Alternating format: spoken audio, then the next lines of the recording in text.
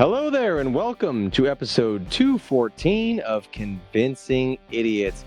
This week, we are getting together to talk about all kinds of things, including words of the year. And for the majority of this episode, we're going to be paying homage to the late, great Jim Donovan of the Cleveland Browns. And in his memory, we will be discussing some of our favorite broadcasters and sportscasters of all time.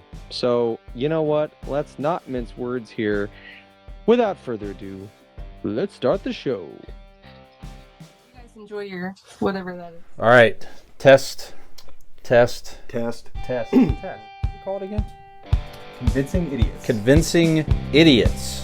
Called it ham gravy.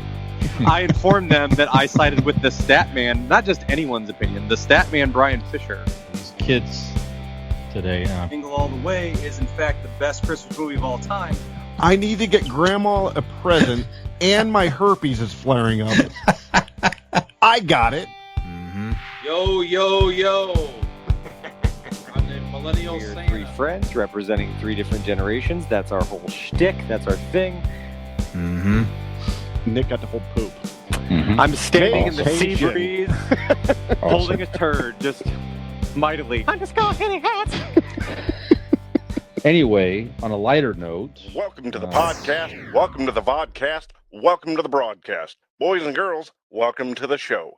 This is Convincing Idiots. My name's Dean, with the better mic. I'm Brian Gen X.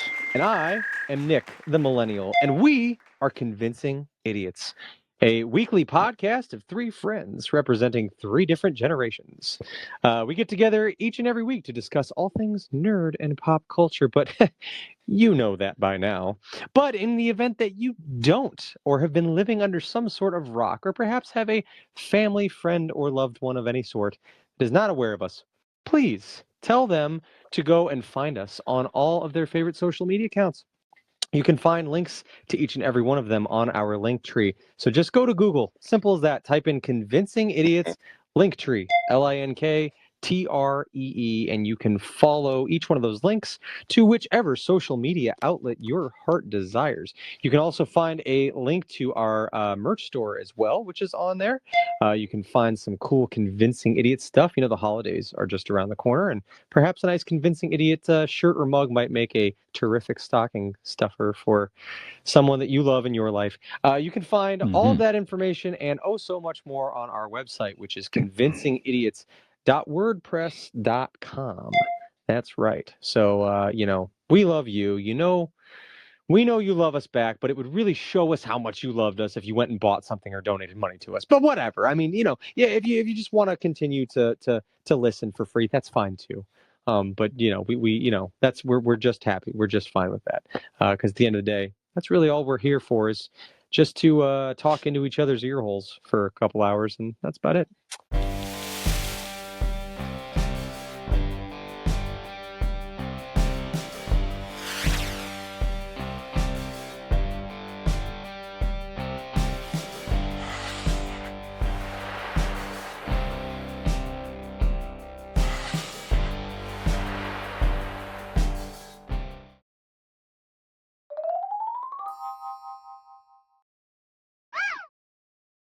So we are back for a fresh new epi of Convincing Idiots. Last week was our get-together one, our 4-year anniversary. So this is episode number 214. Brian, how are you? Doing well, sir. It was good to see you guys last week. Nice, like you said, nice 4-year episode. Good to get together as usual. Not a whole lot since the last week. It just kind of back to work, settling back in there more at the house, and did get out last evening after some election results that we'll talk about maybe another episode, but not this particular one here. Hung out with Dean and John, so that was pretty nice. Hey, that's me. Yeah, You're Dean, not Nick, John. I know you. Oh, that's right. You're the other one. I am mixed up. Nick, of course, you were invited, but you had other things going on last evening. But it was nice just to get out, hang out, relax, get a bite to eat. Went to Finney's in the Portage Lakes area, then over to Magic City Brewery. Had a couple good beers there. So It has no that was- name. yes, good way to wind down a little bit. So that's it. How are you doing, Dean? What's new with you? Oh, I am just peachy. As you can tell, I have new headphones. Mhm. Oh, we couldn't tell, actually. You sound the same. Eat my shit. What's that? You're cutting out. I can't hear you. It sounds like garbage. What's that? Well, let me turn this up for you. Oh, there we There it go. That's why we work. No, actually, I haven't been working all week. I've been on vacation. Did a little staycation this week. Enjoying that. Started the week, it was Sunday. Took Carter to his first Browns game.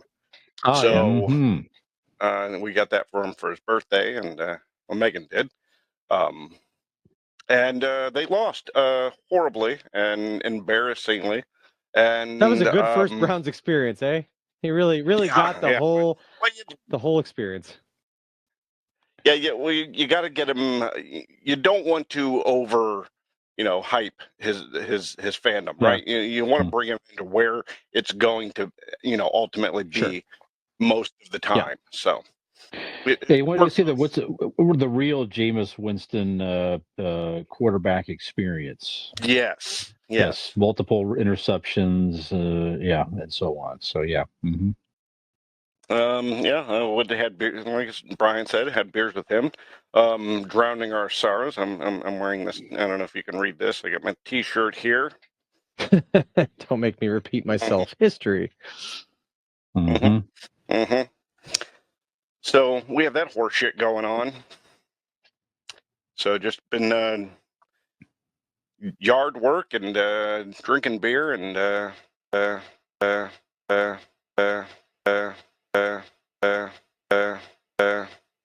you getting that too? Arrow. What is happening? Does he not hear it?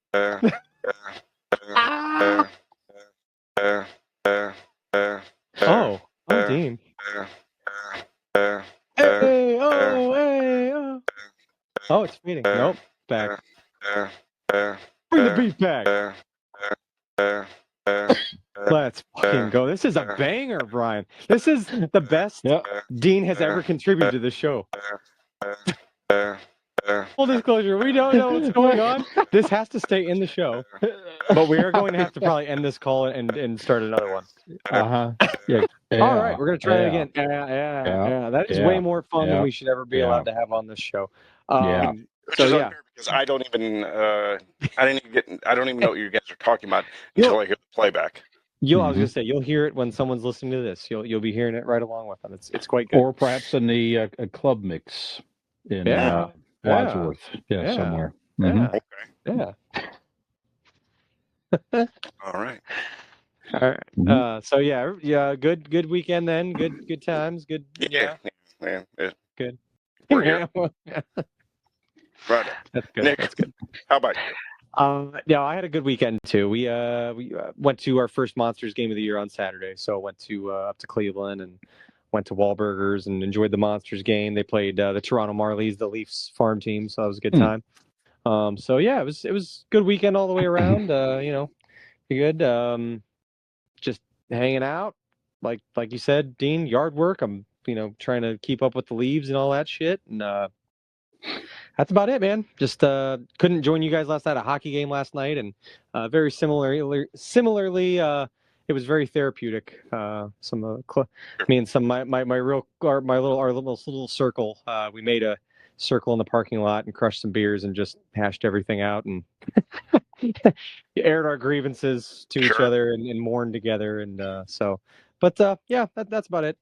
Real quick shout out. I mentioned a couple weeks ago that I happened to win a jersey. Well, this is it.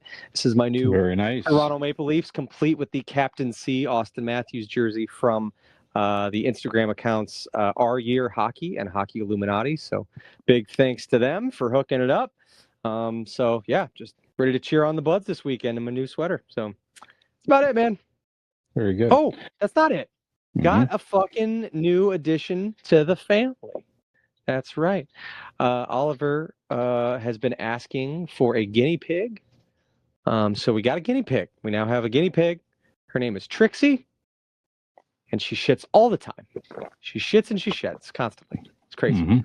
But she's got a nice little home on Oliver's dresser, and they're really cool actually. Because like you guys may remember, it's been a few years now. We got a hedgehog. The kids wanted a hedgehog. I remember Yeah. that.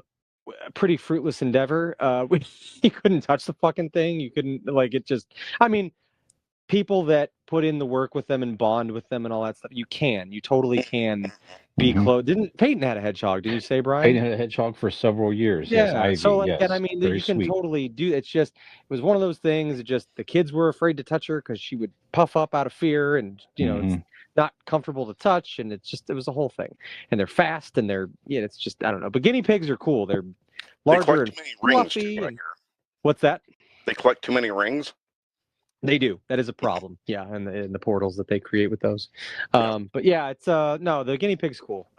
She just man, she shits a lot. Like it's constant. Like I don't even feel like she's even intaking enough food to constitute that kind of turd output. Is just What are they, insane. like pellets, or you got big They're old logs pellets. going on there? It's literally like that. It looks like the food they eat. It's almost like it Yeah. like right through and comes right.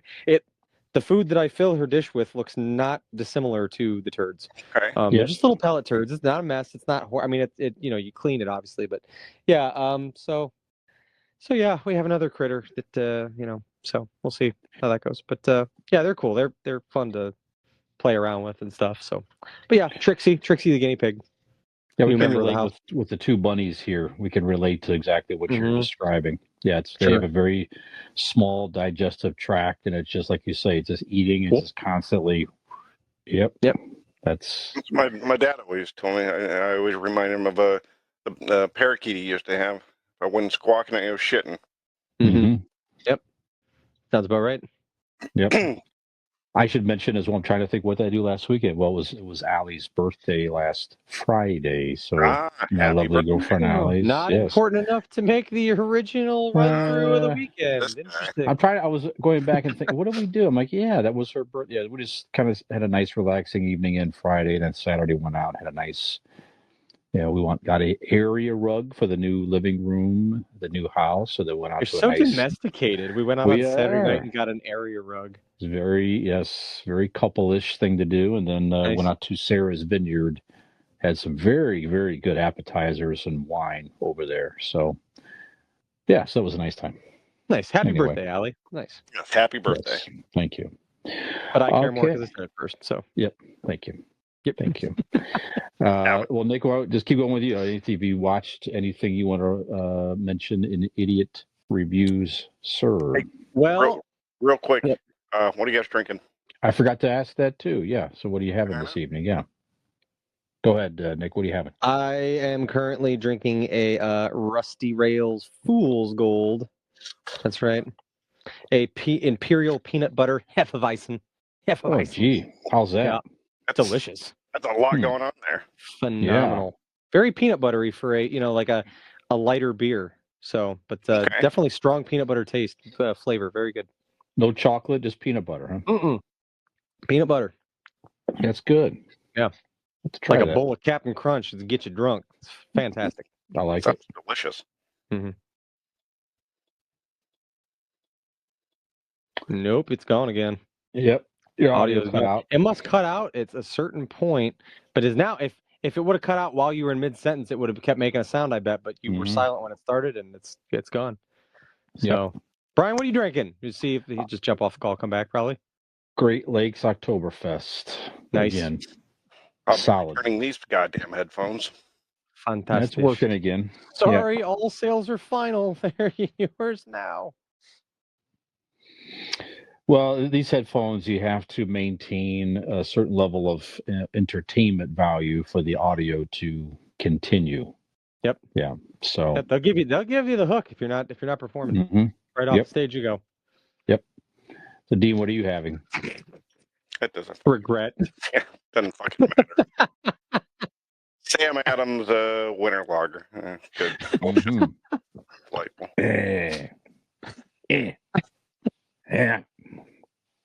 All right.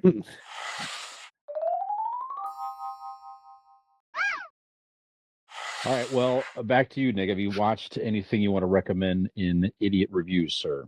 Well, like most things in my life, I aim to please, but I usually come up just a bit short. So you guys will be happy to know that I put in an earnest effort this weekend, and I am more than halfway through Agatha all What do you along. think? Okay. But I am not done. Oh, it's fucking fantastic. Right? It's great. It's great. Yeah.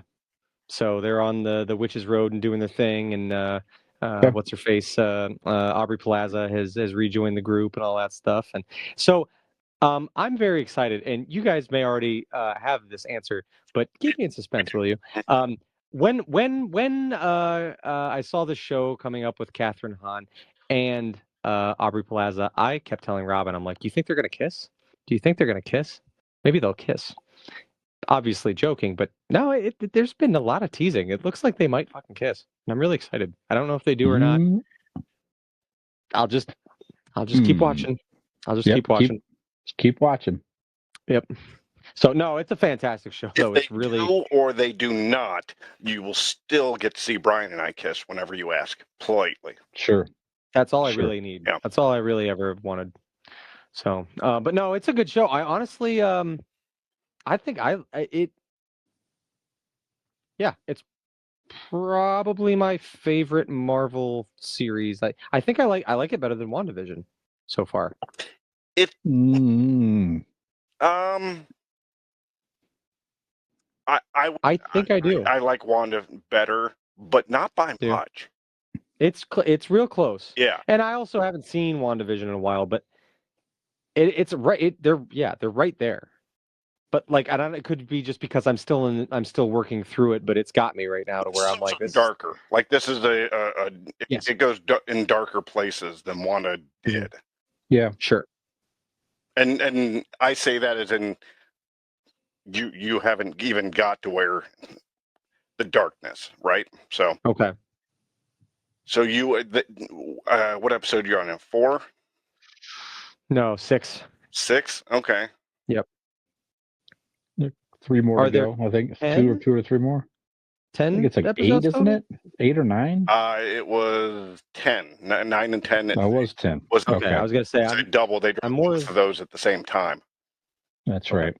Yeah. So I'm more than halfway along, but yeah, it's very good. Good. So We'll talk more about it when Yeah. you finish it up. okay. Sorry, I really was doing my best. I'm like, we're gonna knock this out this week, and then we just ran out of time. Like, Wanda but yeah, into 6. So yeah, right. very good. But other Dean? than that, I don't think Sorry. there was much else. No, you're good. I think that's about it. Dean?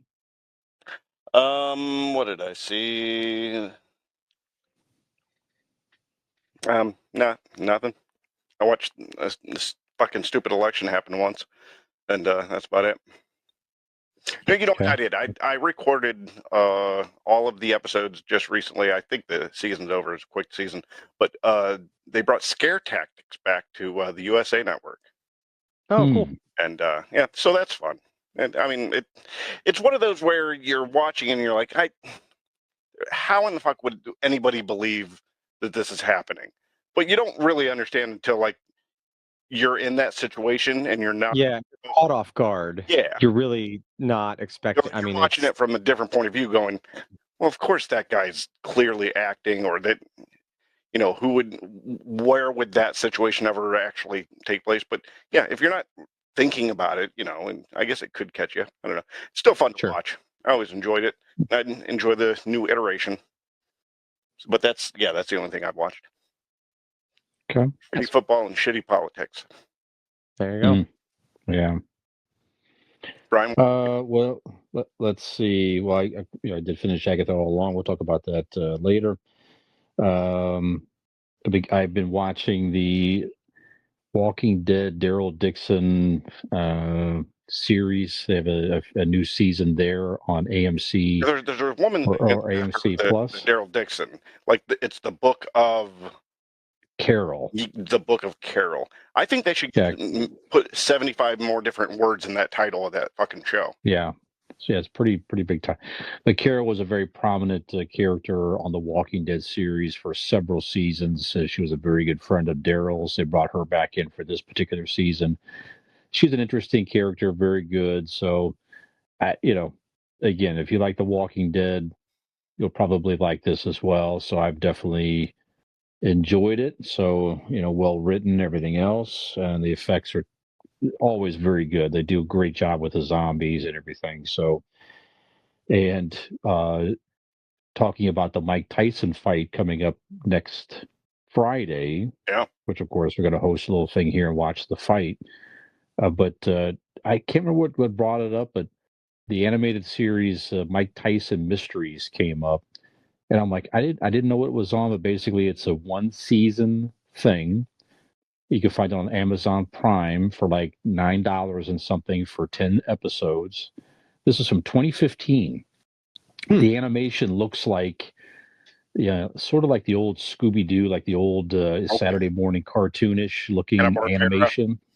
Okay. Yeah, Hanna-Barbera, like the Mr. T animation, that type of, Okay. it looks very much like that. Mike Tyson himself is one of he voices himself, right?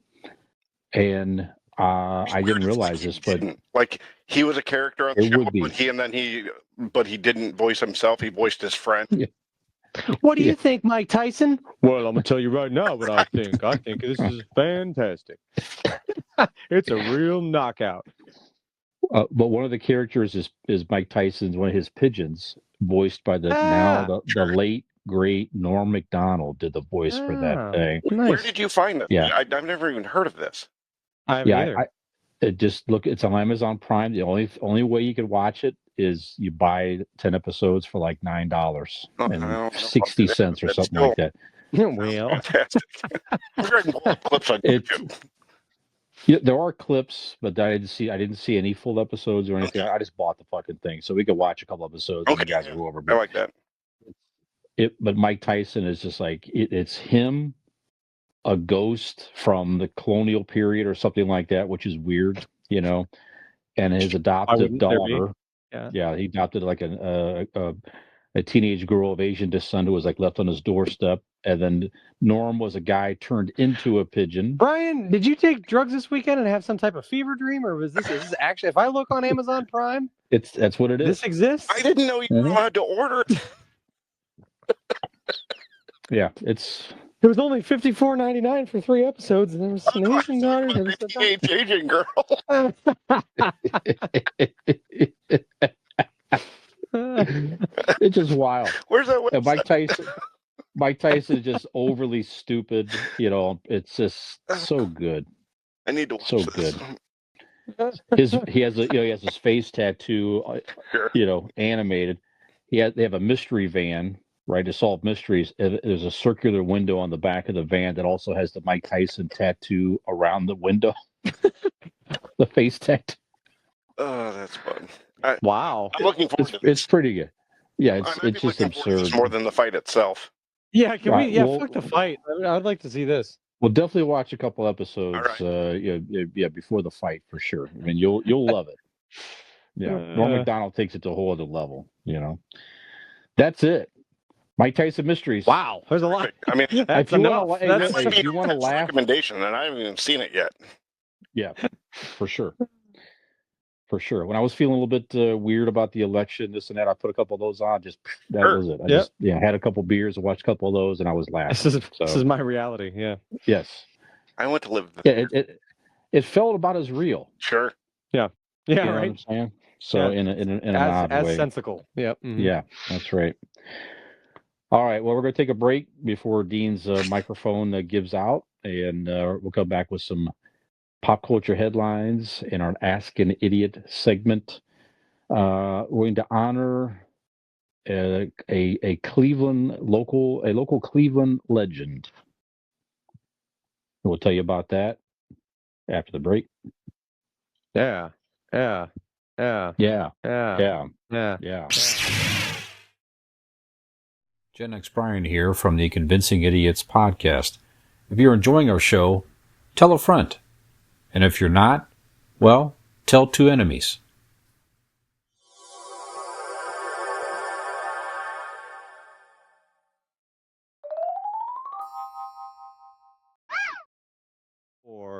3. All right, welcome back to Convincing Idiots, segment 2. That's right.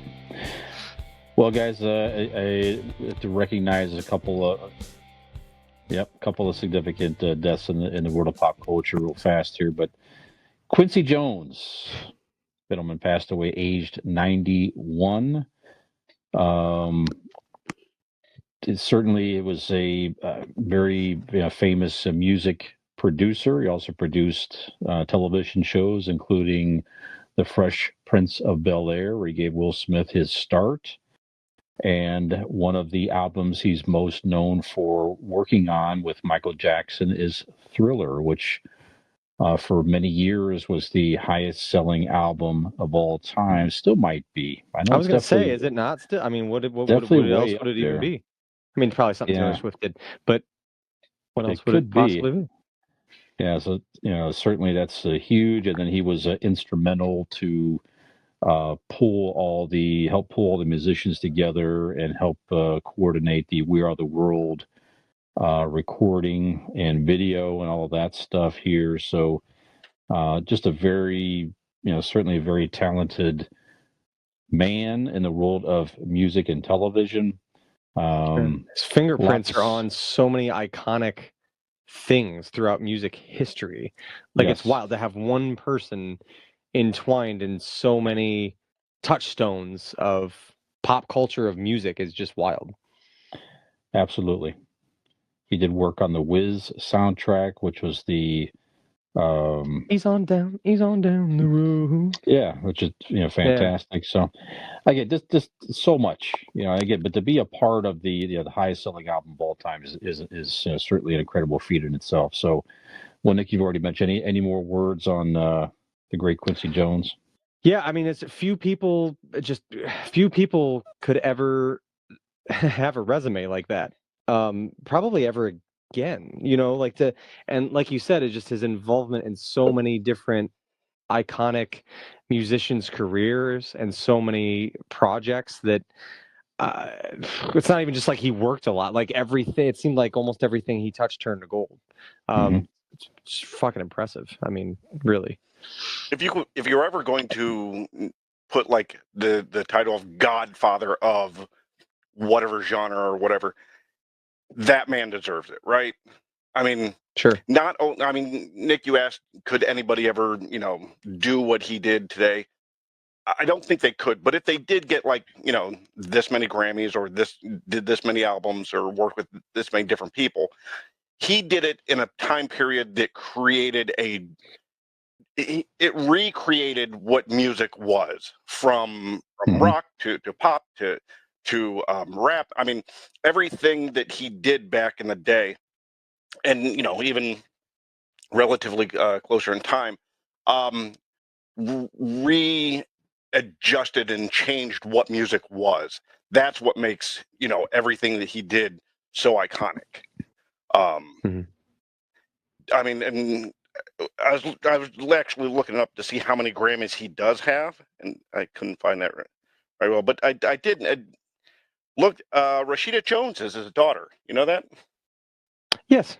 Yeah. I mean, I think I knew that. It was just one of those things until I saw it again. Like, oh yeah. Yeah. So 27 Grammys, 28. He had 27 to 28 Grammys now. He has Just had amazing. The music, because a lot of people can say, when they die, all these lives that they touched. Look at all the amazing lives that he touched and made them more amazing. Right. I mean, when you can say you worked and made Michael Jackson a better artist, or even Paul McCartney, you know what I mean? Like, he touched all of these iconic artists throughout time and made them better. And I guarantee you, every one of them would wholly admit that. So it's just what an incredible career. What an incredible. I mean, I don't know his personal life, but what an incredible man, as in his what he was able to accomplish and do. Yeah. It's just I mean, he is the definition of icon. Absolutely.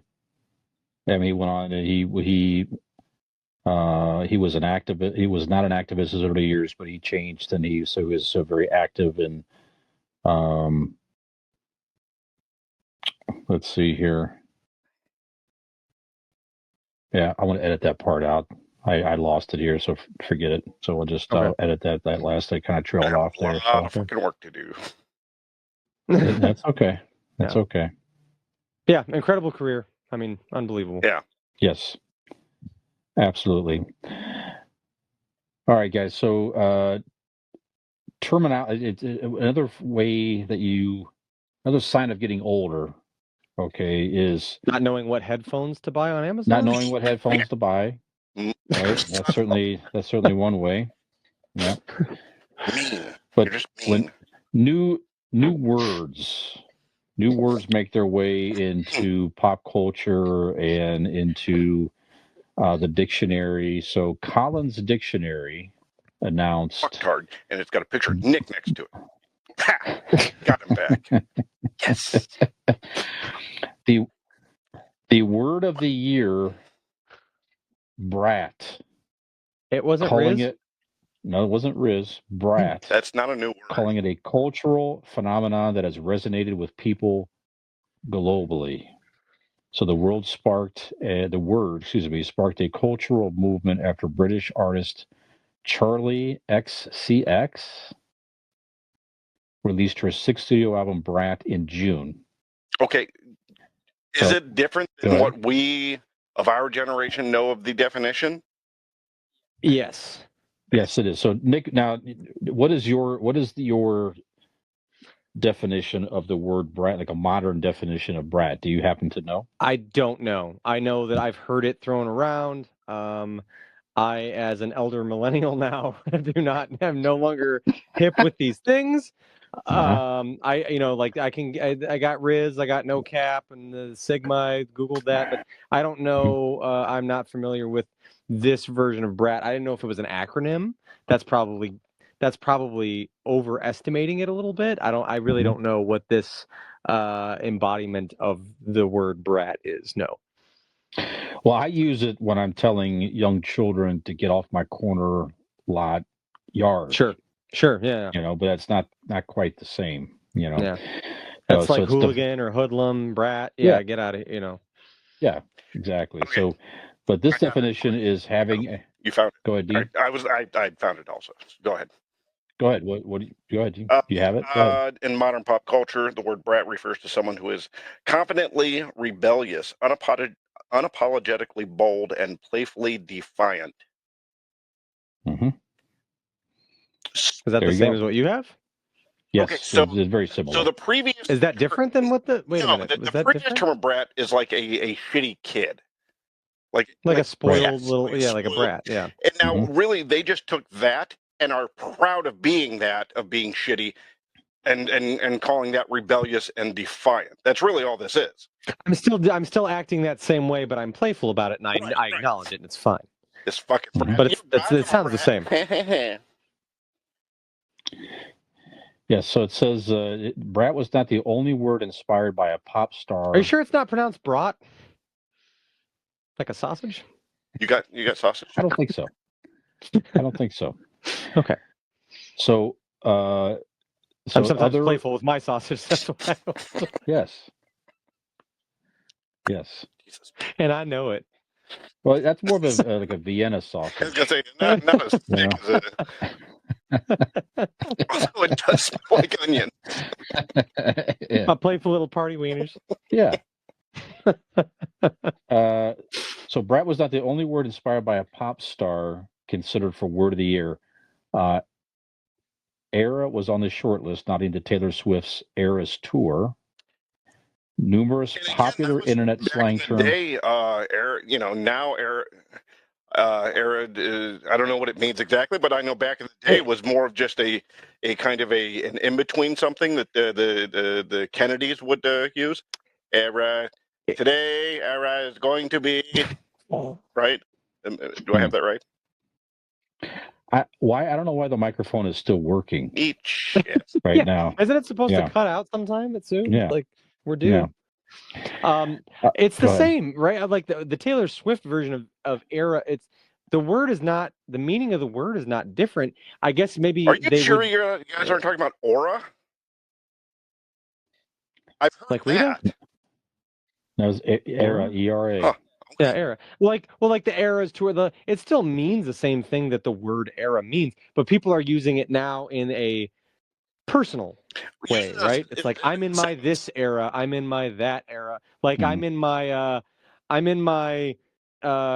snuggle with my cat in a cozy blanket era today or whatever. Yeah. Like it's more of a like way to describe what I'm in my this era. You know, that's how people are using Era. it. But I'm in my snuggling with the cat era.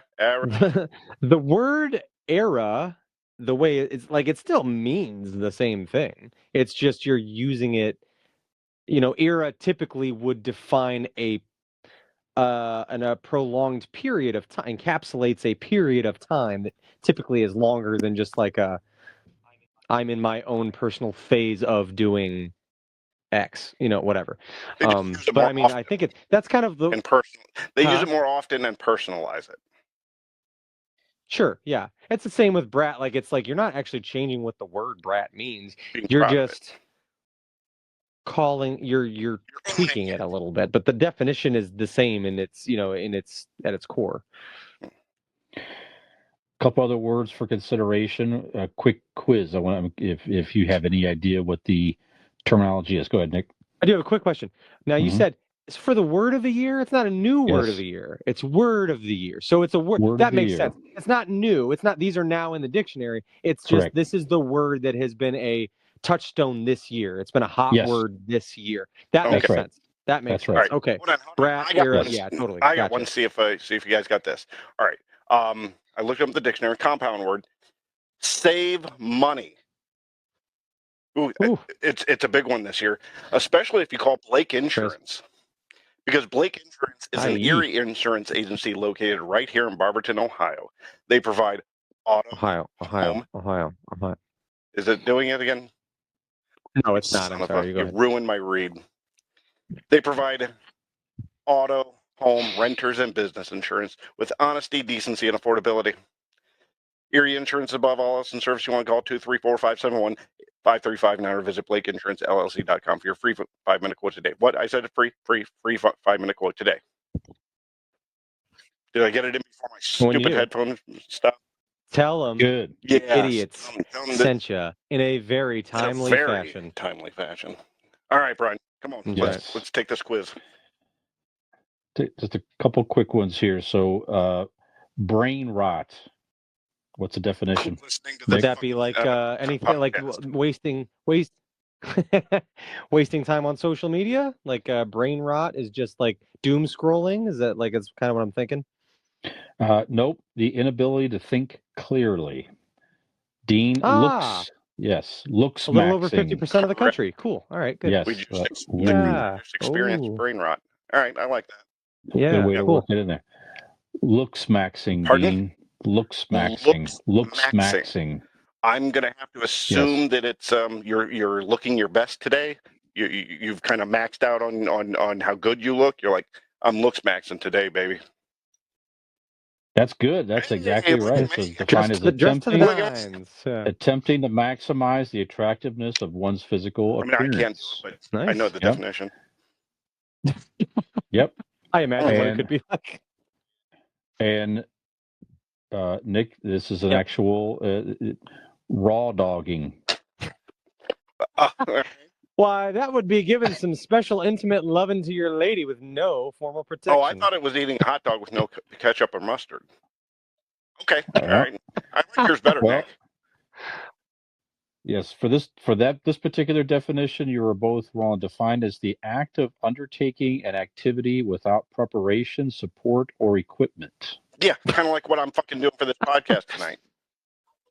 I'd like to argue my case that I mean, correct. that's kind of that is essentially raw what I said. I just gave you a detailed version Yes. of it, but that's It right. is why he has 2 children. Mm-hmm. Yep, that's sure. Ill prepared, no without formal preparation. plan. Yep. Just go ahead and see what happens. Or Yep. equipment. He always has You know, more equipment doing that. I hate equipment. So Collins Dictionary says that People these have- words Hate your equipment. these words point out the escapism people have been engaging with to cope with in an uncertain world. So there you have it. So All there right. you go. Okay. All right. Well, I am wearing, if you're watching video, you can see me, but I am wearing some Cleveland Browns attire to honor a local legend who recently passed away. Dean has a pennant behind him there. And I I know, Dean, got you're a this at very the big game Browns fan. Sunday. Ah, very Nice. nice. Very nice. So Jim Donovan, who Mark. locally was the voice of the Cleveland Browns on radio. He was also a local sports announcer on WKYC. local news for, yes, Channel 3 many years. He passed away recently at the age of 68, battling chronic lymphocytic leukemia. I think lymphoma, like Lymphoma, leukemia. Yeah, so leukemia, poor man. So he was the voice of the Browns for 25 years, and that is a tough run.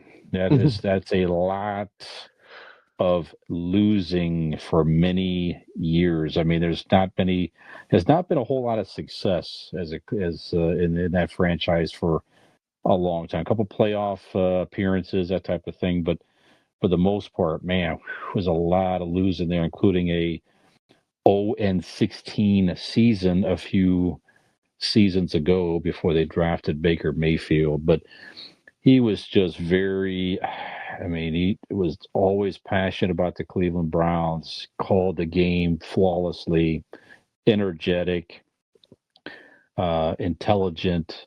He was certainly a local sports icon here. So, Nick, we'll start with you. We'll let Dean finish up here. So, any thoughts on Jim Donovan? Did you listen to him much, or you weren't not really I mean, in so much? I'm You not a didn't watch a lot of Browns Browns games. Yeah, go ahead. fan per se. I mean, I root for them, for my friends and family, for Robin and everything. But regardless, living in Northeastern Ohio, he is the voice of the Browns on Sunday. And certainly, I mean, many a time, in this area, and certainly during the beginning of Browns season, it's usually nice outside. You're doing stuff. You're doing running. You're not always. I mean, some people, are always in front of the TV for a Browns game, but a lot of times, you're on the move. You're doing stuff with your family. But we always would have, especially since I've been with Robin, we always have the Browns game. The radio broadcast in the car whenever we're going somewhere, and definitely his voice. He is the voice of the Cleveland Browns. And for, like you said, 25 years? I mean, I Yes. wasn't sure exactly how far back my memory of him calling From- Browns games it's dates, from when but they came back in 99. when they came back.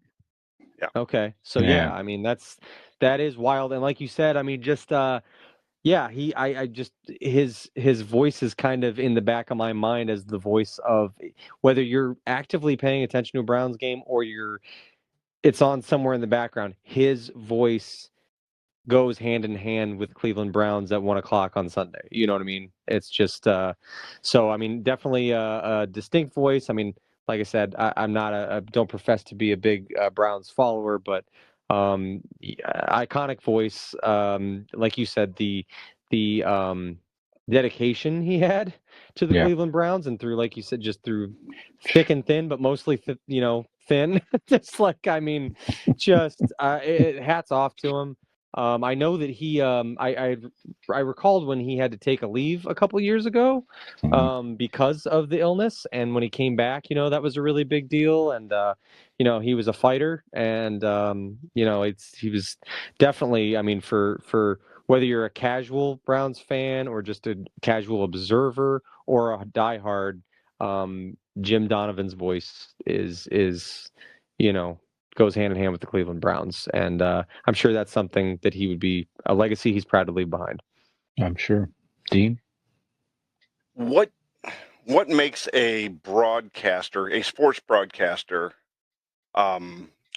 great, is exactly what he had.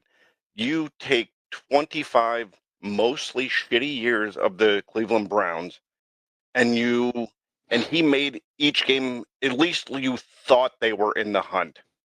You thought that there was something amazing going on, even if it was just 3 and out, 3 and out, 3 and out, touchdown from the other team. You know what I mean? Regardless of how shitty the game is, his voice, his passion, the way he called just like the insignificant plays, brought you onto the field, like you're there watching it, or even watching it on TV. His passion and his drive for the game gave you the visual in what you need in a sports broadcaster. There's been many greats throughout the years, and I really hope that, I mean, I know he wasn't national, but I really hope that his legacy shines through to be recognized. Actually, I don't remember what I was watching the other day, but it was a national something, and they mentioned his passing.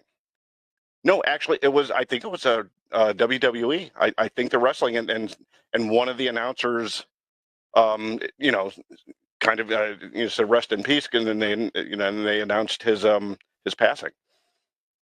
So I do hope that he is looked upon as great as he was, especially for what he had to work with the team. We all love the Browns, but he loved the Browns a little more than all of us, and it showed, on the mic every Sunday, and like you said, even on TV, on Channel 3, he had, and I don't know, I was going to talk about this later with our main subject, but he had what many like if you're going to listen to a broadcaster, you could listen to the one that pronunciations every little, you know what I mean, like the deep voice radio guy, and he grabs the ball, and you could do all that, but he had like this like little lisp almost. And if you go and look at who is going to be on your list of Mount Rushmore broadcasters, each one of them didn't have like that booming, perfect pronunciation announcer's voice. Leave that for the Michael Buffer. You know what I mean? These guys had personality to their voices, and Jim Donovan had exactly that. Like he had that little bit of everyman speech to him. Like he was your buddy telling you what's going on in the game. Yeah, that's good. And you're actually getting into our Ask an Idiot topic here as well. So, how do local broadcasters connect with the community, right? So, I mean, you're already touching on some of it already. So, Nick, any thoughts on local? I mean, it doesn't have to be where you live necessarily. You may listen to games, you may listen to local broadcasts in other cities or something like that, and you have those local broadcasters, not the national ones necessarily, but any other qualities that come to mind as far as how the local broadcasters connect with the local community. Go ahead, Nick. I think it's time spent, really. It's putting in the time, putting in the work, and it becomes ingrained in the culture of whatever team you follow, that this is the voice you hear through the good games, through the bad games, through the triumphs and the tragedies. And it's almost like it sounds kind of dumb to say, but it's almost like as a child with your parents, you know what I mean? Like there are good days, there are bad. There's time you're being scolded. There are times when you're being praised, but ultimately these are the voices in your head as you go through your life. Your parents, voices are kind of in there with you, and I feel like that's just over time. That's through different experiences and the wide assortment and the range of emotions you feel. The people tie themselves very closely to sports. I know all three of us do here, and you form a type of bond with the person kind of serving up for you the thing that you love. You know what I mean? Like they're presenting to you, and I don't know that there's any one thing. I just think it's time spent. You get to, and there's a comfort in that's my guy on the mic. That's my guy calling the game. That always calls our games. Maybe there's little the minutia of in-arena things or little things that people who don't closely follow that specific team pick up on that they know, or if you've been to a game, or I don't know if I'm explaining that well. I think it's just kind of that, they're here because as a fan, you feel that like, players on the field, people who work for the team, they're paid to be there. So are people calling the games, but it's different somehow. Like you as the fan are choosing to spend your time and money on that thing.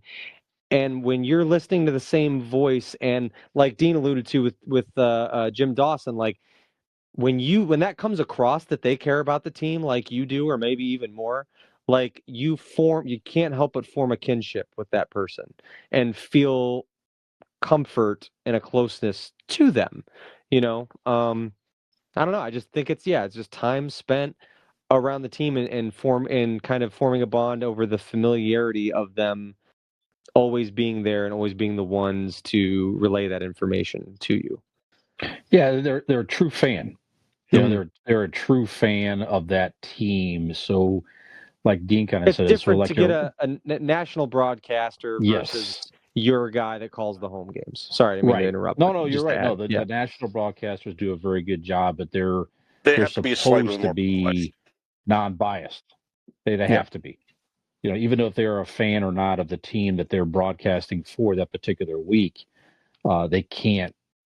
They're not supposed to show that. Where locally, that's what you want. You want to hear the person who's really a true fan of that team. So, like Dean said, you're kind of watching the game or listening to the game with your friend who shares you're extra excited for the good moments and takes your level of joy up. It's almost even it's even better to experience a good Browns moment when you hear Jim Donovan happy and excited. It's just a whole other level. But then on the other side of it is you're not alone in the disappointment of that game or that season or something like that. Jim is he was there kind of with you as a Browns fan, as an example.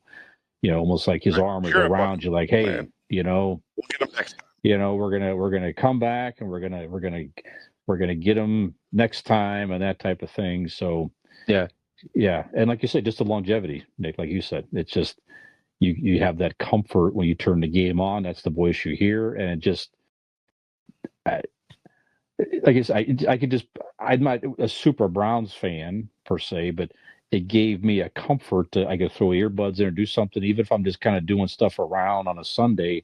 It was comfortable and nice to hear a familiar voice every single week in Jim Donovan for many, many, many years. So, Dean, any other thoughts on connectivity with local broadcasters? Yeah, a couple things. But one about the Jim Donovan thing. There was always that comfort of like if you're watching the game and then it's a Sunday afternoon, families are out doing things, or if you realize, oh, I got to do something, you knew that if you're getting in the car, you're not missing anything. You're going to be right there. Right, exactly.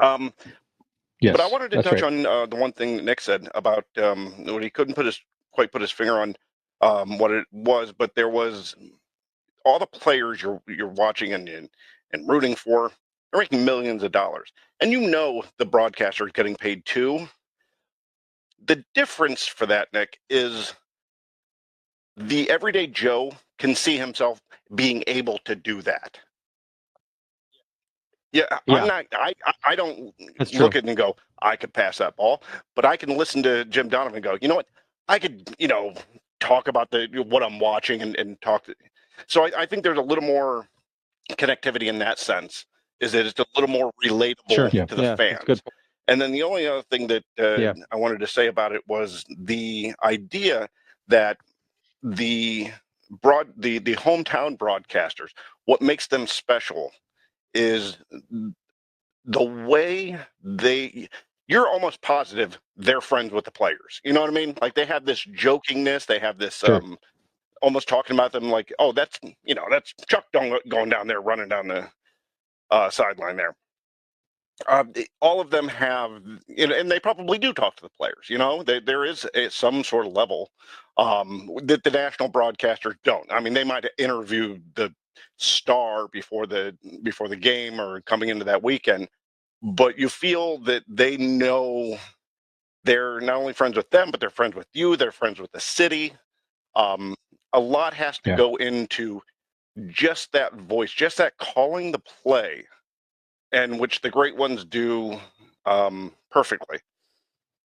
When Tom Hamilton for the Cleveland Guardians, if there's a home run, if I know that there was a home run or I watched a home run later, I will go back if I wasn't listening to the radio just to watch it, just to hear his call. Because everybody, if you look on any Yeah. Guardians Facebook page after games, when they show video clips, they put Tom Hamilton's call behind it. It's cool. And there's a reason Yep. for that, because of that Yep. passion, that excitement.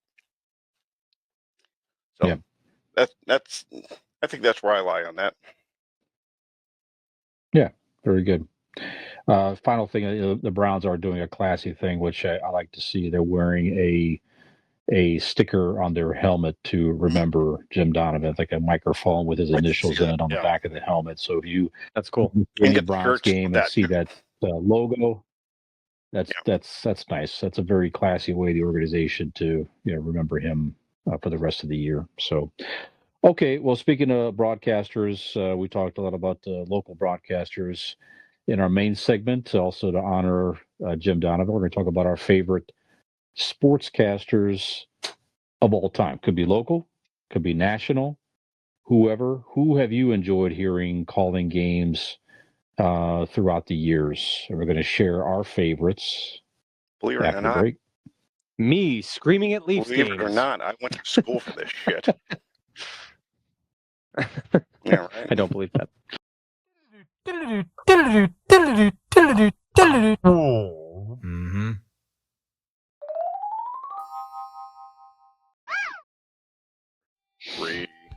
Reduce. Hello there, ladies and gentlemen. Welcome. We have another lovely segment of Convincing Idiots lined up for you on this beautiful Monday afternoon or whenever you're listening. That's right. This is Convincing Idiots. I'm Millennial Nick alongside Gen X Brian and sometimes repeating Zennial Dean. We are going Care to for be you. spending our third segment again paying homage to the late, great Jim Donovan by discussing some of our favorite sportscasters of all times. So Brian mentioned it at the end of last segment, but yeah, it could be local teams, could be national broadcasters in general, sportscasters that you've enjoyed listening to over the years. Dean, let's start with you before your mic cuts out. Alrighty. Well, I had mentioned him in the previous segment. I'm going local. I'm going Tom Hamilton for your Cleveland Guardians. Yeah. Everything I said in the last segment, to hear I defy anybody to not get pumped up hearing him make any home run call. Yeah, he makes national like if there's a big play for the Guardians, it's not uncommon that ESPN will even use his call in the background of their video. I mean, it's really Absolutely. yeah. He is an icon. I don't think just around here. I think nationally people do understand what he does and who he is. Yeah, I think he played for Cleveland as a player, if I'm not mistaken. Did he really? Wow. I think so. And then at 30 plus years. I mean, he's been commentating since he started with great, Herb. yeah, the great Herb Indians scored. games of the 90s. He was calling games back then, right? So You know how amazing. Jim Rosenthal's is his name, I believe, the guy that the second in the booth. Yes, yeah. Tom Hamilton was second to the booth to Herb Score until Herb Score passed away. Yeah, many years. Absolutely. So yeah, my first on my list is Tom Hamilton. Very good. Yes. Nikolai? Okay, me next. Nobody was talking, so I just okay. No, go ahead.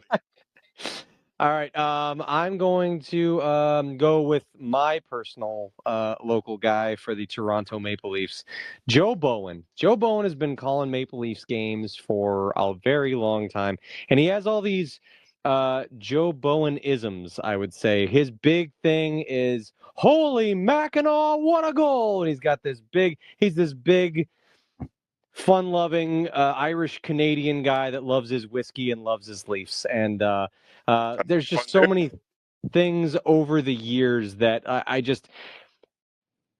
God, I hate to even think of the day where he's no longer with us, but he, like you said with Jim Donovan, and you get in the car, same deal. The Leafs, in hockey, 82 games a year, play all nights, all different nights of the week, and there are times where I've got running around to do, but like it, I hate not being able to watch a game, but I do love being able to hear Joe Bowen on the radio because Joe Bowen is not anymore. He used to be the Leafs. It's weird because the Leafs are the Leafs, and in Canada and they are always the national broadcast, so they really don't have a home television broadcast, which sucks sometimes because you don't get when you watch the Leafs on TV, you're getting TSN, which is Canadian ESPN, or you're getting Sportsnet, which is like a Fox Sports. You're getting, but it's an overall, it's not a localized thing with the Leafs in hockey. But on the radio, Joe Bowen is always on there, and so many iconic moments through the years, and different calls that he's had, and from Austin Matthews' 4-goal debut in the NHL. 4 goals, the kid's on fire. Just his voice, and bless you boys, and just all these different. Anybody that listens to us is not going to get this because they're probably not spending a lot of time watching the Toronto Maple Leafs, or let alone listening to them on the radio. But there again, his calls for the Leafs are always used in their sizzle reels and in their, you know what I mean? Like, he is the voice of the Toronto Maple Leafs. I wish to God, because he used to be on TV too, but because of TV rights and stuff, they're always the national broadcast, so he's not really ever on TV. But man, I love me some Joe Bowen. So Bonesy is on my list. Brian? There you go. My all-time favorite sportscaster, the late great John Madden. Yep, it's on my Just list phenomenal. as well. Yeah. I mean, John Madden. Not only did he commentate, he was just fun. He was fun to listen to. But he was so intelligent about the game of football. I know for a fact, I learned more about the game of football watching him. He set the tone.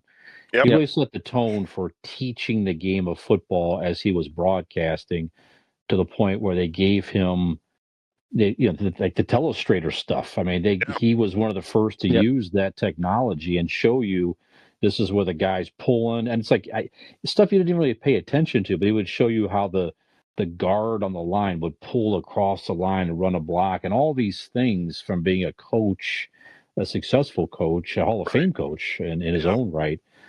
And then certainly he was a huge part of the phenomenon of the Madden football. I mean, the EA Sports approached him to help create a football game, and he said, "I only do it if it teaches about the game of football." So that all those elements are in that video game as well. So, it just he was very big in the '90s. I know, Nick, that you and I, being Cowboys fans, I mean, CBS or Fox, when he was on, he was basically the voice of the Cowboys for us in the heydays. Absolutely. Yeah, him and Pat Summerall absolutely were such a good tandem. And then he went on to Monday Night Football with Al Michaels there for several seasons as well. But it was just a huge part of Sundays and Thanksgiving. His whole been quite a few giving away turkey, the turkey legs and Thanksgiving Day and all that stuff. Just a fun. He was presence. One that you really like. You could feel his love for the game. Oh, man. Absolutely. I mean, just coursing through. I mean, everything he said, you could tell by listening to him how much he fucking loved football, and it made you excited about it too. Like you said about the video games, like he, for so many people, and certainly people my age that grew up playing Madden, him and Pat Summerall, like I still to this day, I'll watch football games, and like their voices are in the back of my head calling again. There's still that. I used to even sometimes I would emulate them in my room. Like I'd turn the game on mute and I would talk like Pat Summerall. Oh, it's a 5-yard carry there. And, I'll tell you what, like I can't do the John Madden voice, but the way that like they played so well off each other. I actually have them both written. I have like Pat Summerall as an honorable mention, just because of like, to me, they are such a cohesive unit because of not only their broadcasting together, but used together on the Madden games. And I played the fuck out of the Madden games when I was a kid. Like, so they were the soundtrack of football, you know? And, but yeah, man, he was just so enthusiastic. And like you said, as a young kid and in my younger years, I never really noticed what you had mentioned about teaching the game. But looking back, you're like, yeah, like everything, even like you said, the Madden game and the play select screen, you select a play and it shows you the routes and it's got the little yellow lines and the breakdown or the white lines for the running play or the sweeps or whatever. And you see what route every different passing option is going to run. And you didn't think of it that way, but it was subconsciously teaching you football strategy. Yep. And it's brilliant. It's amazing. Like, I mean, what an incredible ambassador to the game of football. There probably isn't a better one than John Madden. Right. Yeah. Then he went on, as we know, he started to do his all Madden team every season, and that became a big deal. And players wanted to be on the all Madden. And some even spoke that it was more of an honor for them to be on the all Madden team than even like the Pro Bowl and things like that. It was such a thing that John Madden noticed them doing, you know, guys that normally wouldn't get the recognition. He recognized linemen probably more than anybody, you know, at the time. So yeah. If you've never seen it, go back and find they made a documentary, and ironically it aired shortly before his death a couple years ago. So find that somewhere and check that out. It just not only was he just a great commentator, but he seemed like just a great man, family man, and just a good dude, you know. So anyway, John Madden. There you have it. Fantastic. Yep. Dane, I'm going to go a little more unique here, boys. Not quite the sport you would think of, but I'm going Jim Ross from WWE. Oh, sure. Yeah. Now, that's a slobber knocker, Gene. That's a great pick. If you look at like different commentators or broadcasts at the time, a lot of them have these isms that you'd said. A lot of them have the certain phrases. Like he was full of them. And now I don't know how many people know, but he also did college football broadcasting as well, like local college football broadcasting too. But no, my childhood was, or at least my formative years as a youth, watching wrestling was him and Jerry the King Lawler doing, you know, Monday Night Raw. And he brought the professionalism. Like before Jim Ross, you had the likes of Bobby Heenan or Vince McMahon or Jesse the Body Ventura, which is all just like characters. Like, I mean, just they're characters themselves. Jim Ross brought a sports feel to it. So, you know. Yeah. And also, what a hype man. Right. Like, the way he would you talk about emotion. I watched a sizzle reel the other day, and it was like it was Jim Ross's hatred for Triple H over the years. Like, my God, have you no soul? Have you no moral? My God, haven't you a heart? That son of a bitch. Like, that's what a monster. Yeah. Are you kidding? Like he was like one step away from calling him a motherfucker. Yeah, every time. Just spitting mad, just like, oh my God, he can't. Oh my God, is he really? Yeah. Yeah, fantastic. And then just so, like, he made you, and there again, honorable mention there with Jerry the King Lawler. Absolutely. With him. They were such a great unit, and Jerry was so, as your color guy, you're, oh my God, you know, the way he'd react and get all high pitched and squeaky. Entertainment. And, oh my God, Jim was the you know, the Jim Ross was the real, you know, button down guy and the integrity of wrestling, and oh my God, you know, and he had all his isms and the slobber knockers and the, you know, all that times stuff. had to get real, like when Owen Hart died in the ring, they had to announce it, you know, at the booth. They put the cameras on those two while they were wheeling him out, and they had to announce to the at home audience that he had died. You know what I mean? So like stuff like that. Yeah. And then, well, I don't know if you remember, but Jerry the King Lawler died on air once. Yeah, he I had do a heart not. attack at the booth during a Monday Night Raw. Like you Really? just hear. How long ago was that? At this point, maybe 10 years ago. Okay, wow. Yeah, I They're didn't know that. they're commentating a match, and then you kind of hear just one guy talking, and then you hear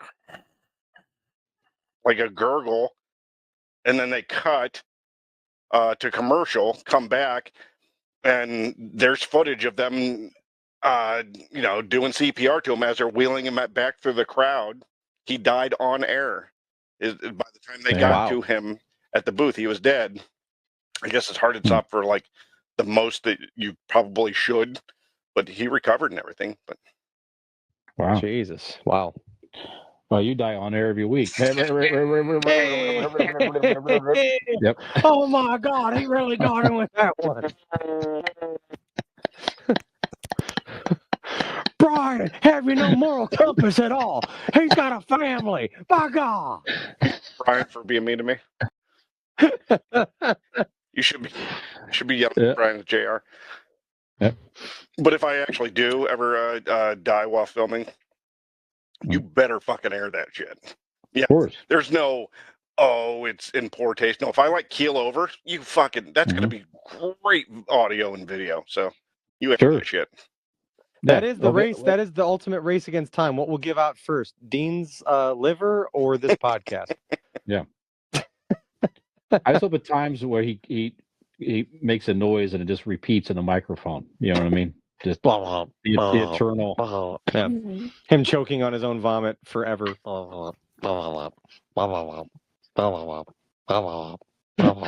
This microphone now, when it goes out, I hear a buzzing noise now.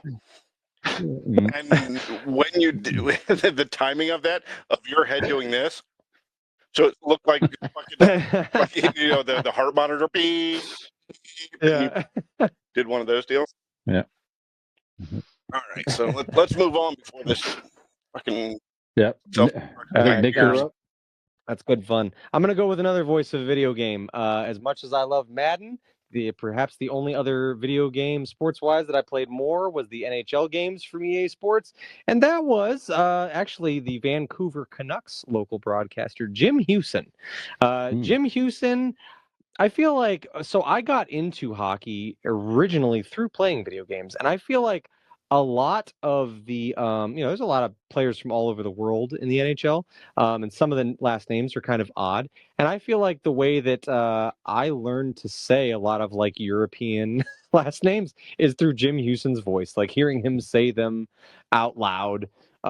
Jim Hewson had this. If you've ever played the NHL games, up to, I think they probably switched him out around 2008 or 9. But man, Jim Hewson was the voice of EA Sports NHL games forever, and he just had this command, this way he would call the players' names. And Paul Correa was my favorite, so he'd put Correa takes it down the ice and shoots Solani with a goal, he scores. Like he just had this kind of not a deep voice, but this command to the way his pronunciation. He had this very, I don't know, he was growing up definitely the voice of the NHL games. Jim Hewson, a lot of people hate on him for his biases for the Vancouver Canucks, but he was their local guy, and obviously he didn't have biases in the video game, so I didn't fucking care. But Jim Hewson, voice of the NHL games, most importantly, but also the Vancouver Canucks is on my list as well. Very good. Brian. Probably the current NFL broadcaster icon that's out there today, Al Michaels. Right. So Al Michaels been broadcasting games for a long time. He was on Monday Night Football for a while. Then he was on Sunday Night Football for a long time. And I miss him on that Sunday night slot. Now you can find him on Amazon Prime, which is still weird, every Thursday night. But still, great voice, cadence, excitement, knows the game of football. He's not the Madden level. He's not teaching the game at that level, but just a rock solid person. And I just enjoy. It's another one. Currently today, when he is broadcasting a game, it just takes the game to another level for me. Even if it's a game, it's like I wouldn't even normally watch this game this long because of the matchups or whatever it is, but just the fact that Al Michaels is there, takes the game to another level.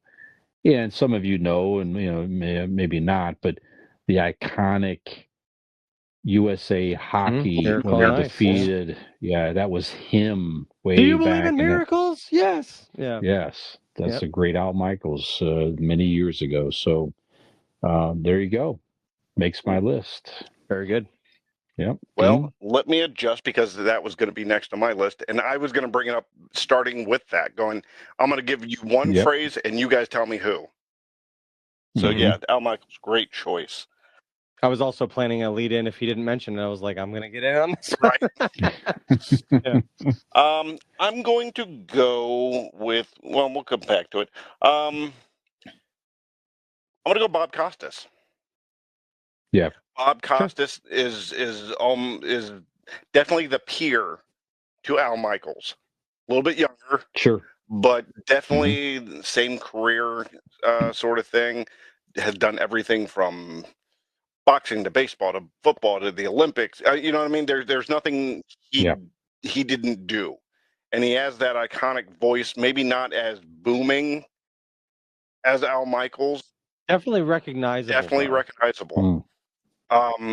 And he does great in Vince McMahon docs. So that's always fun too. Sure. Yeah, but so Bob Costas definitely that'll be next on my list. Nice. Yeah, he's one. It's like if I want to sit down and talk sports with somebody who, and probably have a any beer with him. sport, yeah, it would be super knowledgeable, great stories. I'm sure. Yeah, he would definitely make that list for sure. I got a lot of time for people who have done that, like you said, have called a lot of different sports, because that takes being passionate enough to learn multiple sports. Like, you know what I mean? Like, I feel confident in saying, like, I could, if given the opportunity, and I could cover the Leafs. I could call a hockey game. Like, I'm in it to that level to where I'm that passionate about it. Basketball, I'd be a good color guy. You know what I mean? Like, I love basketball a lot. It's my second favorite sport, but I'm not going to give you all those intricacies beyond of it. that. Yeah, but if you plunk me into baseball, I'd be like, I have to I don't fucking know. Like, you know what I mean? Yeah. I probably couldn't even tell you. It would take a minute to be like, if he's a left-handed or a right-handed batter looking at him. It would take a minute. Hits the little white thing and it goes into the green stuff over there. Wow. He scores! It's a home run. Swish! It's out of here. Yeah, touchdown. But it takes. I mean, to understand, to be able to call well. It's one thing to be like, I also used to cover the sport. I used to cover that, but like, to call well multiple sports is pretty impressive. Absolutely. Really. Yep, for sure. Yep. All right. Nikolai, who's next on your list? Me. I'm going to go. I'm going to go with another.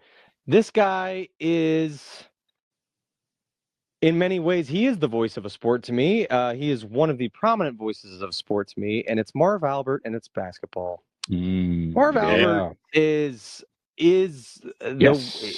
just his like the cadence of his voice is very, like, it's basketball. It is that Marv Albert is basketball. Dun, dun, dun, dun, dun, dun. Like, it goes together, right? The NBA and Marv Albert are synonymous. And having your life called by Marv Albert, that would be fun. And he takes a shit, flop right in the toilet. Does he go for the second creamer? Yes, he does. Like, it's just like, yeah. I mean, it is insane. I mean, he is he's the voice of basketball. There's been many great, commentators of basketball and broadcasters of basketballs, both nationally and in specific cities. But Marv Albert is basketball to me. Who was the coach he was with all the time? It was the former Cavs and Hawks coach. He called I'm with the czar of the telestrator. He always called him the czar of the telestrator. Oh, yeah. Lenny Wilkins, was it? No. We'll look it up here, but I think Yeah. anyways. Anyhow. Uh, But will he Google it later? He will. Yes. yes. Yeah. Yes. Lights turning yellow. It's right. It's green. Go. He's going. He's going. He's going through the intersection. Wow. Did you Only see to be that? cut off in traffic by an asshole. Oh no. I think, good. Something else is fucking up. No, just me. I'm low battery. You got that right. Mm-hmm. All right. Yep. So anyway, Brian. Yeah, very good. By the way, Marv Albert, he had that weird allegations of weird Yeah. behavior. They were like, you know what? He's too good not to have on here, so we're just gonna. Mike Fratello, that's who it was. There Was it the is. other guy, the coach, Mike Fratello. You But- let him wear Yeah. whoever's panties he wants. That's fine. Exactly. Well, we're gonna Yeah. bring him back anyway because he's just too good. He's too good. He's too talented. Makes You him don't hear comfortable that a under whole his bunch these pants. days. Let him wear it. Exactly. Also, NBA. Known for this guy also did football, college football, but I used to really enjoy him in the 80s, doing a lot of NBA commentating. The great Brent Musburger. You could picture him. I'm sure if you heard his voice, you might recognize him. He does He is Sunday still- football here and there, doesn't he still? I think he's the official radio guy of the Raiders Okay. right now. That's where he's at the moment here. But another guy, just super passionate, knowledgeable, crisp. I always enjoyed him, and I was a huge NBA watcher in the '80s with the Celtics and the Lakers, and the whole Larry Bird era of the Boston Celtics. I just ate up many games, and he was a integral part of many Sunday afternoons, sitting there watching NBA basketball with my dad. So that's another. His voice ties that memory of watching those games as well, not unlike John Madden and others there. So Brent Musburger, fantastic. Very good. Yep. All right. Next on my list is an icon in the sport he played, the sport he commentated, film, TV. He's done it all, and he's done it all with wit, charm, and lovability. He is Bob Uecker, ladies and gentlemen. Oh yeah. Bob Uecker has been the voice of the Milwaukee Brewers for many years. He was the movie voice of the Cleveland Indians in the 90s or the 80s. He was the foil for Mr. The movie voice. Yeah, he was the Major League. just a bit outside. Tried the corner and missed. That's Bob Uecker. Oh, okay. Oh, so he was the call in the movie. In the movie, right? And he's also Harry Doyle in the movie. But Yeah. Bob, he also he played for. I'd have to look that up. Who did he play for? He played for the Brewers. Did he play for the Brewers also? Yeah. I believe so. Mm-hmm. But he was, even throughout like the when he played, like he was known as just one of the funniest motherfuckers there was. He'd be on Johnny Carson. That's how he got these gigs, is his personality. I mean, he went toe to toe with goddamn Mr. Belvedere. So, I mean, if you want to talk about an icon of life, it's Bob Uecker. Yeah. Good one. Nikolai. Yes, sir. All right, for my final pick, you guessed it. I'm going back to hockey. To save the best for last. To give you guys Hockey Night in Canada is the Saturday night broadcast in the NHL, and it is the utmost of prime time. If you're playing, especially you're playing 7 p.m. on Hockey Night in Canada, it's a big deal. It's a big deal for the players to get the intermission towels that have the Hockey Night in Canada logo on them. It's a big deal for anybody that's played any of those games. Typically, it's the Leafs playing on a Saturday night at 7 on Hockey Night in Canada, but the voice of Hockey Night in Canada, hockey's kin to John Madden, was Bob Cole. Bob Cole spent 5 decades as the primetime NHL guy on Saturday nights, hockey night in Canada. 50 years, he was the voice of hockey. He also did all the Olympic coverage. He was the guy. He was the fucking guy in hockey for years. And his big thing was, oh, baby. And he had this very old timey like way that, I mean, for fuck's sake, he started, calling games back in like the fucking 60s or whatever. So, I mean, like, he was the voice of hockey and in its most primetime spot. So Bob Cole was just, I mean, I think he just passed away within the last like 10 years. But he was 90 years old when he passed, but spent 50 years calling hockey's most premier games every Man. Saturday night. And so Bob Cole is an icon in the hockey world and in the broadcasting world. Bob Cole absolutely belongs on my Mount Rushmore. Very good. Very good. As a kid, I when I got into NFL football, this is like early They just '80s, had leather helmets, right? and not just a little bit past that, but it was an exciting time to stay up late anyway. But to stay up late for Monday night football was another level of football as a young kid, and at that time it was Howard Cosell, Frank Gifford, and one of the guy making my list. Just I liked him so, but Don Meredith, Dandy Don Meredith. He was hilarious. He was a former quarterback of the Cowboys in the '60s. One of their first quarterbacks ever, actually, as a franchise, was Don Meredith. Took him to a couple of championship games. He was the quarterback, Nick, at the Ice Bowl that they lost to the Green Bay Packers to go to Super Bowl I. But Don Meredith was the quarterback back then. But he was just funny. And at the end of every game, practically, you look forward to hearing him sing, "Turn out the lights, the party's over," So I don't know. Just him broadcasting games. I liked him back then. I liked his goofiness, and it takes me back to those fond memories as a young kid staying up late to watch NFL football, and that's it. So he makes my list. Nice. There you go. Absolutely. All right. Dean? I have the last pick here of the evening. Fuck, so let's bring it back full circle. Jim Donovan. Sure. I said everything, previously, my thoughts and about him, his career, his life, his passing. He is a Cleveland icon. And there's a list, just like any city, of your sports icons and all that. And he will be forever known as the voice of the Cleveland Browns. Absolutely. Yep. He was and is the voice of the Cleveland Browns. So yes, absolutely. Jim Donovan finishes it off my list. Very good. Any honorable mentions? Is that everybody's list? I have so many honorable mentions. This was not an easy subject, guys.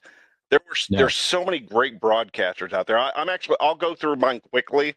Go ahead. Vin Scully. How none of us put him on the actual list. The voice of the Dodgers for so many years. I had Howard Cosell. His Howard Cosell, just his rapport with Muhammad Ali throughout all those years was just brilliant. I had Bob or Al Michaels, Marv Albert, Joe Tate for the Cleveland Cavaliers, the voice of the Cleveland Cavaliers for so many years. Pat Sorrell, I also had. And then again, I'm very surprised. This one actually made my first run on my list when I did my first draft. Harry Carey. Yeah, sure. How iconic, given just not only how, because he was with the Cubs, and for all those years, and then the whole Saturday Night Live situation, and it's just an icon in baseball. So Harry Carey finishes out my honorable mentions. Yeah, he would have been another one to have a beer with. Would have been a blast, I'm sure. I mean, the dude would get drunk during the games and take his shirt off and Such a great fucking dude. Hi, everybody. Yep. Welcome to Cubs baseball. Yeah, that's good. Yep. Seems to be Nick? a bright one out here. Might as well get it. If the moon were made of spare ribs, would you eat yourself? Heck, I know I would. I'd wash it down with a nice cold Budweiser. Let's go. Cubs win. Might as well take my shirt off and get ready for the Cubs 7th inning. So let's go ahead and get that stretch going on. Everybody put your My senior quote 7th inning. in my my senior quote in my in my yearbook was a Will Ferrell as Harry Carey quote, actually. Yeah. Which was what? Hey, what's your favorite planet? Mine's the sun. The beauty about Harry I like it. It's sort of the king of planets. the beauty about Harry All Carey I is know is when that thing burns out, we're all gonna die. if you can do Yeah. that voice, you can say anything as Harry Carey, and it's funny. You Yeah, just right. read off a grocery list. I got eggs. I got eggs earlier, and then I got some milk. Milk's on the list. Hey, Marissa, we think you're doing a great job at the department you're heading up, but I'm sorry to tell you, you've been let go. Make sure to see Janice in Human Resources on your way out the door. I'm sorry, but Grant Who's didn't. mad at that? Yeah, yeah.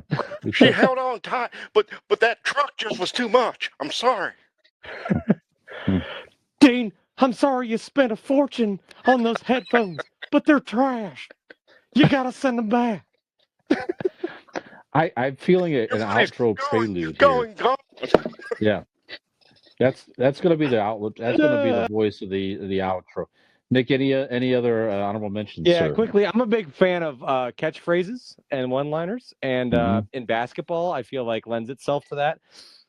As a Raptors fan, Jack Armstrong is a big one for me.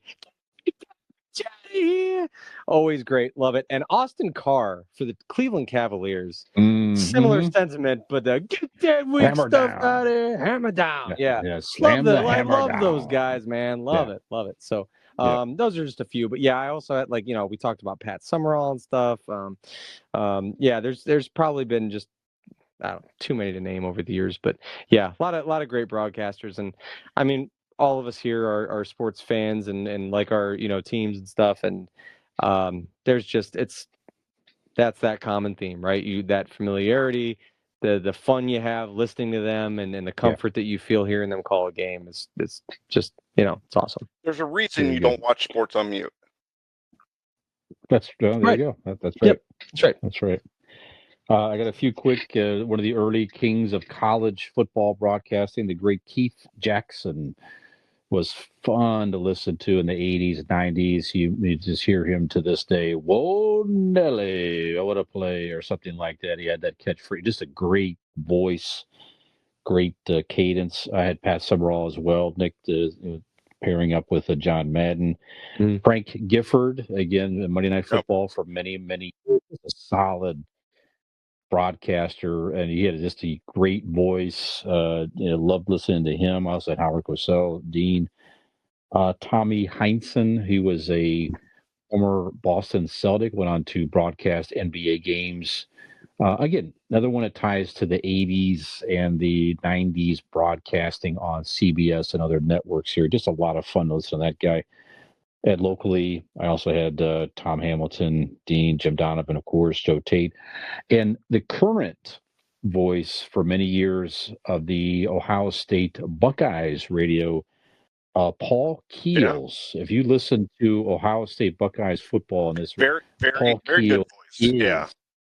Yes, he is the voice of the Buckeyes since I think 98 or something like that. So, just fantastic. Great job. Unique voice, like you said. And he's another one. I can't imagine anyone commentating Ohio State Buckeyes football without him. Yeah, absolutely. That's it. All right, gentlemen. Beautiful. Done it. Beautiful. Yep. Nick, I said Harry Carey. You could take us out. How about or maybe any blend of great sportscasters that you wish to take us out? I simply don't think there's any better blend out there than perhaps you and an electric bike. And you might be saying, hey, where would I even get one of those things? What kind of contraption even is an electric bike? Well, rather than me tell you, why don't I send you over to our friends? They're at RPM Bike Shop. That's right. They're in Carrollton, Ohio. Give them a call. 330-808-7792. Give them a ring-a-ding. They'll pick the phone right up. If you don't believe me, go to their Facebook page. Hey, go over there and just type in RPM Bike Shop or go to the World Wide Web, rpmbikeshop.com, and ride into your new electric future with an electric bike from RPM Bike Shop. Cubs win. Cubs win. And if that's not enough for you, perhaps you could tantalize your ears to the colorful sounds of convincing idiots on your favorite podcast platform. Hey, where would you go and find Just went that? smooth right into Probably it. No, by all means. you can find any link to that on our link tree. That's right. Oh no. Hey, where'd my video go?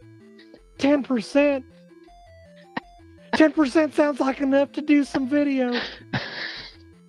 Hey, I guess not. All right. So go to our website, convincingidiots.wordpress.com, and there you can find everywhere that you can listen to this podcast. You can also go to our link tree to follow us on social media. Hey, what even is social media anyway? Convincing Idiots link tree. Put it into Google. It'll do the rest. For this episode of Convincing Idiots, I'm Harry Carey. Gen X Brian. Hey, am I still here?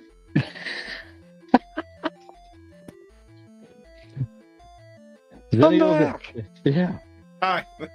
God damn it, I thought that was you. Hey, how much did you even hear of the outro? Did you get it all? I got most of it. I got enough, trust me. Well, that's fantastic news.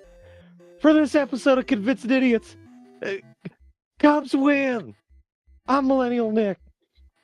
Hey, I am Zennial Dean. Gen X Brian. have we convinced you to eat the boot if it was made of spare ribs? Hey, Dean with Convincing Idiots. Brian and Nick here. Like and subscribe.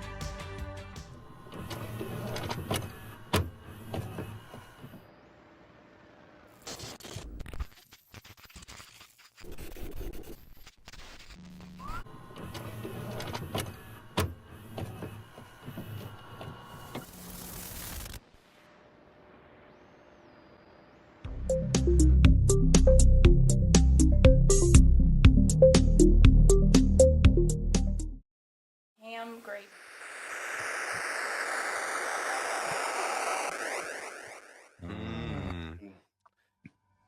Yard work and drinking beer and Are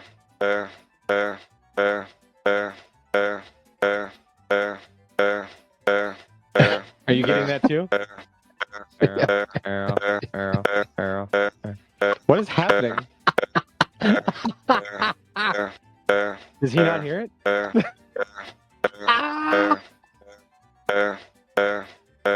Oh, Dean. Hey, oh, hey, oh. Oh, it's feeding. Nope, back. Bring the beef back. Let's fucking go. This is a banger, Brian. This is the best Dean has ever contributed to the show.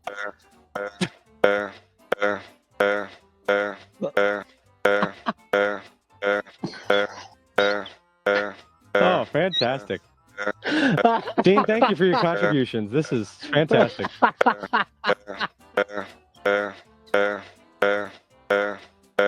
Okay, full disclosure, we don't know what's going on. This has to stay in the show, but we are going to have to probably end this call and start another one.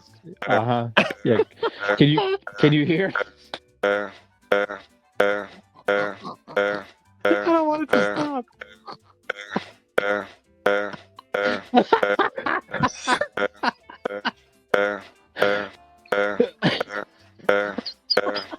gonna haunt my fucking dreams, dude. That's all I'm gonna hear tonight.